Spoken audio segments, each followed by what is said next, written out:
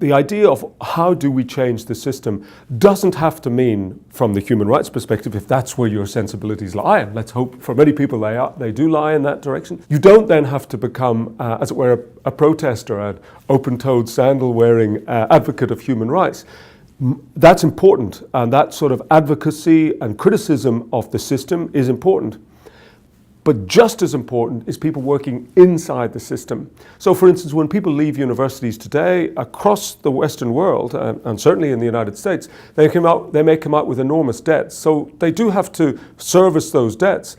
But I would suggest that if they pursue a career in Wall Street, in big firms, in big law firms, they can obtain a good salary, but at the same time, they can bring these human rights sensibilities with them and change the beast from within. It's not going to be quick.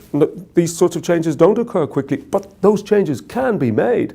And I think what we need is more people who are conversant with finance and conversant with business, working inside business to change it from the inside, rather than simply criticizing it from the outside. I think that's a really important role that individuals can play, and it's something that it's sort of like a call to arms that I'm trying to make in the book as well. It would please me no end to see more young, talented, smart, energetic, enthusiastic people to enter into the capitalist system, but to rub off its sharp edges.